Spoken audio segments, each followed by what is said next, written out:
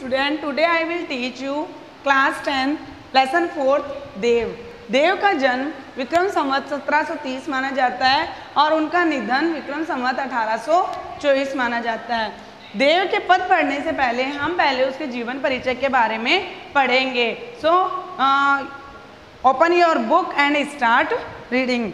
रीतिकालीन काव्य परंपरा में विशेष स्थान रखने वाले कवि देव का जन्म विक्रम संवत 1730 माना जाता है और इनके ग्रंथों से ज्ञात होता है कि ये कहाँ रहने वाले थे, इटावा में रहने वाले थे।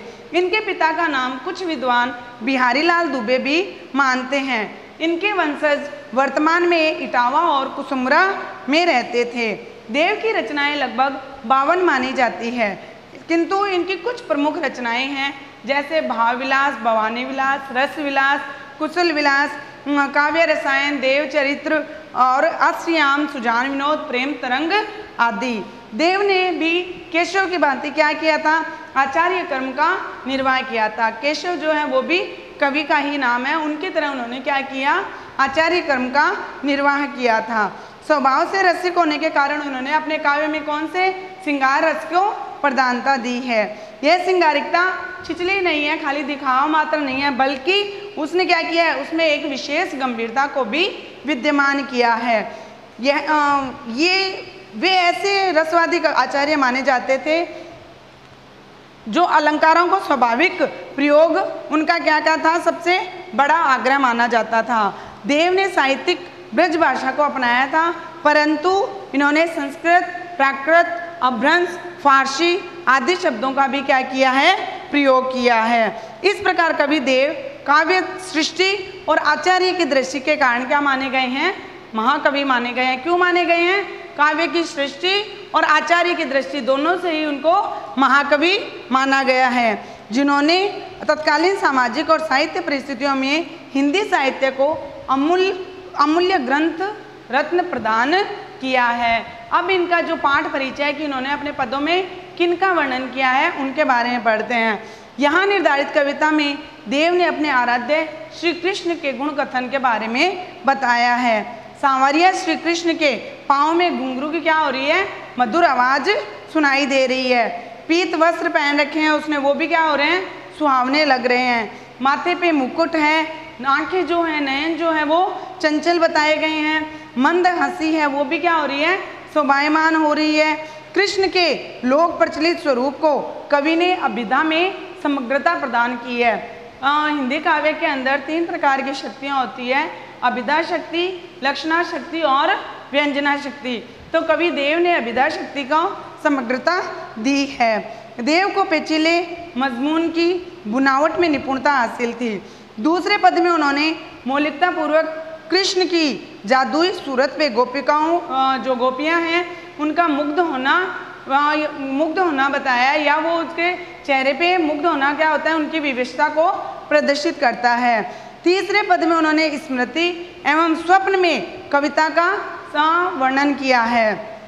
नायिका का स्वप्निल संसार उसके जागते ही हो जाता है, यानी वो कल्पना पे आधारित है। स्वप्न में सुखद मिलन है और जागरण में जुदाई है, यानी जब सपना देखती है तो क्या होता है, उसको कृष्ण से मिलन का एहसास होता है, लेकिन जैसे उसकी आंखें खुलती है तो वो विरह में डूब जाती है। यह विडंबना ही कविता की मौलिकता और खूबसूरती है। अब जो देव का पहला पद है उसमें उन्होंने श्री कृष्ण की सुंदरता को या श्री कृष्ण के बाल्य रूप का वर्णन किया है। पायनी नुपुर मंजू बजे, जो श्री कृष्ण है उसके पायनी अर्थात पैरों के अंदर घुंघरुओं की मधुर आवाज सुनाई दे रही है।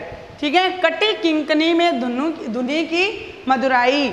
कटी अर्थात कमर, किंकनी अर्थात करधनी, यानी कमर के ऊपर करधनी में जो करधनी उसने बांध रखी है, श्री कृष्ण के कमर पे करधनी बांधी हुई है, उसमें भी घुंघरुओं की मधुर आवाज आ रही है, यह सुनाई दे रही है। सांवरे अंग लसे पट पीत, सांवरे अंग अर्थात जो श्री कृष्ण का शरीर है वो सांवले रंग का है। उस सांवले शरीर के ऊपर जो क्या हो रहा है, पीला वस्त्र सुशोभित हो रहा है। हिये हुल से बन माल सुहाई, हिये अर्थात हृदय के ऊपर क्या हो रही है, वनमाला अर्थात जो वैजंती माला है वो सुशोभित हो रही है। माथे किरीट बड़े द्रग चंचल, माथे अर्थात सिर के ऊपर किरीट मुकुट सुशोभित हो रहा है, और जो आंखें हैं वो भी क्या है, विशाल और चंचल दिखाई दे रही है। मंद हंसी मुख चंद जुनाई, और जो श्री कृष्ण के चेहरे के ऊपर जो मंद मुस्कान है वो कैसी लग रही है, जैसे चंद्रमा के मुख के ऊपर क्या होती है, चांदनी दिखाई देती है। यानी जिस प्रकार चंद्रमा की चांदनी होती है उसी प्रकार श्री कृष्ण के चेहरे के ऊपर मुस्कान दिखाई दे रही है। जे जग मंदिर दीपक सुंदर, श्री ब्रज दुल्हे देव सहाई। अब देव क्या कहते हैं कि जो श्री कृष्ण हैं वो ब्रज के दुल्हे के समान है, और वो जगत रूपी मंदिर में क्या है, दीपक के समान सुशोभित हो रहे हैं। आगे होगा समझ में कि जो श्री कृष्ण हैं उनके बाल्य रूप का वर्णन किया गया है कि उनके पैरों में मधुर घुंघरुओं के पायल में जो मधुर घुंघरू लगे होते हैं उसकी आवाज़ सुनाई दे रही है, ठीक है। और कमर के ऊपर जो करधनी बांधी हुई है उसमें भी क्या हो रही है, घुंघरू की मधुर आवाज़ सुनाई देती है। जो उनका सांवला शरीर है उसके ऊपर पीला वस्त्र सुशोभित हो रहा है, और ये उनसे और उनके हृदय के ऊपर क्या हो रही है, वनमाला अर्थात वैजयंती माला सुशोभित हो रही है। माथे के ऊपर क्या है, मुकुट सुशोभित हो रहा है। जो आंखें हैं वो विशाल चंचल हैं, और मंद हंसी, और जो उनके चेहरे की मुस्कान है वो चंद्रमा की चांदनी के समान बताई गई है। और जो श्री कृष्ण हैं, जो इनका ये जो शरीर का या जो ये रूप सौंदर्य का वर्णन किया गया है वो क्या है, ब्रज के दुल्हे के समान लग रहे हैं, और ऐसे लग रहा है कि वो जगत रूपी मंदिर के दीपक के समान सुशोभित हो रहे हैं। अब उनका जो दूसरा पद है जिसमें जो गोपी है, जो नायिका है, उसने अपनी आँखों की विवशता का वर्णन किया है। धार में धाय दसी निर्धार हवे, जाए फंसी उकसी ना बेरी। अब उन्होंने क्या बताया है कि उसकी जो आंखें हैं वो बिना सोचे समझे ही प्रेम रस में क्या हो चुकी है, डूब चुकी है, और वो ऐसी डूब चुकी है कि वो मेरे निकालने से भी वापस नहीं निकल रही है। री अंगराय गिरी गहरी गही, फेरे फिरी ओ घिरी न घिरी। री अंगराय, अब क्या मेरी आंखों ने अंगड़ाई लेके क्या कर दिया, मेरी आंखों ने अंगड़ाई लेके जो कृष्ण का रूप सौंदर्य है उसमें वो क्या कर चुके, जो कृष्ण की आंखें हैं, जो कृष्ण का रूप सौंदर्य है उसमें जाकर डूब चुकी है। और अब वो मेरे निकालने से फेरे फिरी और घिरी न घेरी, अब वो मेरे निकालने से भी वहां से वापस नहीं निकल रही है। देव कछु अपनो बसना, रस लालच लाल चिते भई चेरी। अब देव क्या कहते हैं कि नायिका कह रही है कि इसमें अपना कोई भी वश नहीं चलता है, अपना कोई भी वश नहीं होता है। क्यों नहीं होता, रस लालच लाल चिते भई मेरी, कि जो मेरी आंखें हैं वो कृष्ण के रूप सौंदर्य के ऊपर क्या हो चुकी है, मोहित हो चुकी है, और अब वो क्या हो चुकी, पूरी तरह से चेरी अर्थात उसकी दासी बन चुकी है। यानी अब श्री कृष्ण, जो मेरी आंखें हैं वो श्री कृष्ण के रूप सौंदर्य की दासी बन चुकी है। अब जैसा वो चाहती हैं वैसा ही करेगी। बेगी ही बूढ़ी गई पंखियाँ, आँखियाँ मधु की मक्खियाँ भई चेरी, कि जिस प्रकार पंखियाँ अर्थात पंख होता है, जिस प्रकार मधुमक्खियाँ शहद में डूब जाती है तो उनके पंख क्या होते हैं, शहद से चिपक जाते हैं। अब वो चाह के भी क्या होती है, उससे बाहर नहीं निकल पाती है। उसी प्रकार नायिका ने या गोपी ने क्या कहा है, जो मेरी आंखें हैं वो उन मधुमक्खियों के उन पंखों के समान जो कृष्ण का रूप सौंदर्य रूपी जो शहद है उसमें जाके डूब चुकी है, अब वो मेरे निकालने से भी वापस नहीं निकलेगी। तो इस प्रकार गोपी ने क्या किया है, अपनी आंखों का वर्णन किया है। अब जो देव का तीसरा पद है उसमें जो गोपी है, जो नायिका है, वो क्या ये स्वप्न संसार के अंदर कृष्ण का उसने रूप सौंदर्य देखा है। जहरी जहरी जींद बूंदी है पड़ती मानो। अब जो नायिका है गोपी क्या कह रही है, ऐसे लग रहा है कि जो हल्की हल्की बारिश की बूंदें हैं वो मानो गिर रही है। गहरी गहरी घटा गहरी है गगन में, और जो गगन के अंदर, आसमान के अंदर घनघोर घटा छाई हुई है, यानी बादल दमक रहे हैं या घनघोर आवाज कर रहे हैं। आनी कहियो शाम मोसो चलो झूलिबो को आजू। अब श्री कृष्ण ने आकर मुझसे क्या कहा था कि चलो आओ झूला झूलने चलते हैं। फुली ना समानी भई ऐसी हो मगन में, और जैसे श्री कृष्ण ने मेरे को ये बात कही तो मैं क्या हुई, फुली ना समाई, मेरे को बहुत ज़्यादा खुशी मिल गई थी और मैं अपने वश में नहीं रही। चाहती उड़ोई उड़ी गई सो निगोड़ी नींद। और इतनी मगन हो गई, जैसे मेरे को श्री कृष्ण ने ये बात कहा है, मेरा इतनी मगन हो गई, इतनी खुश हो गई कि जैसे ही मैं जाने के लिए खड़ी हुई तो उतने में ही क्या हो गई, जो मेरी नींद थी वो खुल गई, जो मेरी आंखें थी वो खुल चुकी थी।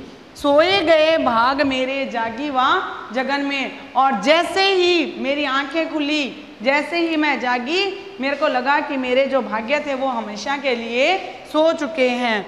आंखें खोली देखो तो घन है ना घनश्याम।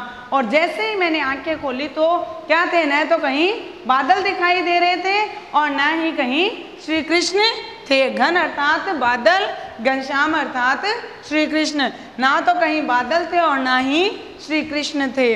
वे ही छाई बूंदे मेरे आंसू हवे द्रगन में। और जो बारिश की बूंदें जो दिखाई दी थी मेरे को स्वप्न के अंदर, जो मैंने आंखें बंद कर दी थी उस समय, वो ही बूंदें क्या थी, मेरी आंखों से आंसू के रूप में बाहर निकल रही थी। यानी जो न तो इतनी उसने कल्पना की कि जैसे मानो कि बरसात आ रही हो, उस समय जो श्री कृष्ण है उसने आकर क्या कहा कि ना गोपी से झूला झूलने के लिए कहा। जैसे ही गोपी क्या हुई, खड़ी होती है झूला झूलने के लिए, उस समय क्या होती है, उसकी आंखें खुल जाती है। और जैसे ही आंखें खुलती है तो उसे ऐसा लगता है कि मेरे भाग्य हमेशा के लिए सो चुके हैं। जो उसको खुशी मिलने वाली थी वो खुशी समाप्त हो जाती है। और जैसे ही आंखें खोलती है तो उसके सामने न तो कहीं कोई बादल होता है, न श्री कृष्ण होते हैं। और जो वो बारिश की बूंदें देख रही थी वो ऐसा लग रहा था कि उसके आंखों से आंसू निकलकर गिर रहे थे। तो इस प्रकार जो देव कवि हैं उन्होंने अपने तीनों पदों का वर्णन किया है। पहले पद के अंदर श्री कृष्ण के बाल्य रूप के रूप सौंदर्य का वर्णन किया है, दूसरों में गोपी के आंखों की विवशता का वर्णन किया गया है, और तीसरे में जो गोपी है, जो नायिका है, उनके स्वप्निल संसार का वर्णन किया गया है। अब इसके जो वस्तुनिष्ठ क्वेश्चन है वो आप देख लीजिए। कवि देव का जन्म स्थान है इटावा। दूसरा, गहरी गहरी घटा में कौन सा शब्द अलंकार है, तो कौन सा अलंकार है, अनुप्रास अलंकार है। अब इसके अति लघुत्रात्मक प्रश्न है, श्री ब्रज दुल्हे की संज्ञा किसे दी गई है, तो श्री ब्रज दुल्हे की संज्ञा श्री कृष्ण को दी गई है। रस की लालची और दासी कौन हो गई है, श्री कृष्ण के रस की लालची और दासी कौन हो गई, गोपी की या नायिका की जो आंखें हैं वो हो चुकी है। श्याम ने किसे झूला झूलने के लिए आमंत्रित किया, तो श्याम ने गोपी को झूला झूलने के लिए आमंत्रित किया। इसी प्रकार आगे लघुत्रात्मक और निबंधात्मक क्वेश्चन है, जो आप क्या करोगे, अभी आपको लेसन पूरा रीड कराया है तो आप वो क्वेश्चन आंसर फाइंड करोगे। तो so today is your homework,